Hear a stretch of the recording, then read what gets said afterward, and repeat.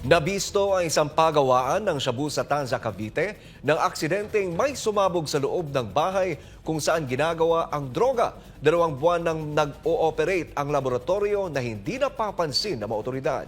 Isang dating palace official naman ang aminadong disbayado sa muling paglaganap ng iligal na droga sa bansa. Narito ang balita ni Paul Montibon. Kung hindi pa nangyari ang pagsabog sa loob ng bahay sa Leon Fojas Street, Barangay Sahod Ulan, Tanza, Cavite, hindi mabibistong pagawaan pala ito ng shabu. Sa ulat ng mga otoridad, nangyari ang pagsabog bandang alas 6 ng umaga nitong Martes, Enero 28.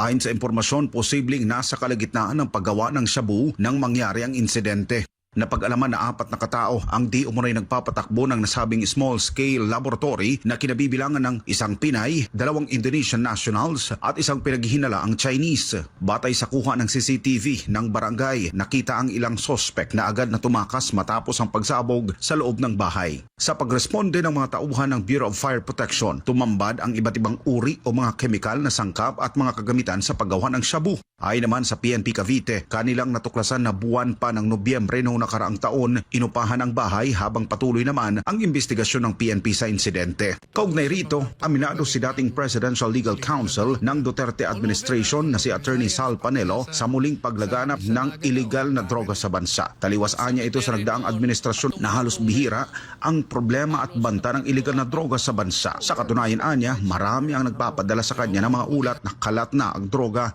sa iba't ibang panig ng bansa kasama na ang mismong probinsya nito sa Albay. Totoo yan. Ang dami nagpadala sa akin mga links tungkol sa mga pagbabalik ng illegal na droga.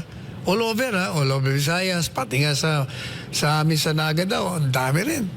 Nagkalat. Ay, talaga naman. Samantala, nauna nang ipinagmalaki ng Marcos administration ang pagbaba di umano ng krimen sa bansa kasama na ang iligal na droga. Hindi rin daw ito bloody o madugo dahil wala silang pinapatay na kriminal kumpara noong nagdaang administrasyon, pero kapansin-pansin ang kaliwat kanang bentahan at transaksyon ng mga ipinagpabawal na gamot. Samantala, bagamat inamin noon sa pagdinig sa Senado ni dating Pangulong Rodrigo Duterte ang pagpatay sa mga drug addict at kriminal, pero punto nito bilang isang dating mayor at presidente, kargo nito ang kaayusan at katahimikan ng kanyang nasasakupan. Kaya't gagawin niya ang lahat, wag lang ito guluhin ng mga adik sa droga. Bakit ko pagbigyan important?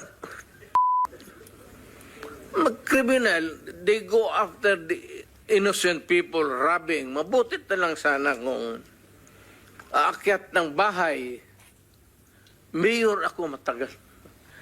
Aakyat ng bahay, magnakaw, re-rapin yung bata, re-rapin yung babae, tapos papatayin.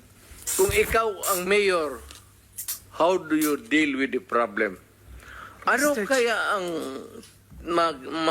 tingin ninyo sa... Hindi... I'm sorry to tell you, I'm sorry to express to the nation. Unforgiving ako, hardliner, alam nila yan. Para sa Diyos at sa Pilipinas kung hal, nag-uulat Paul Montibon, SMNI News.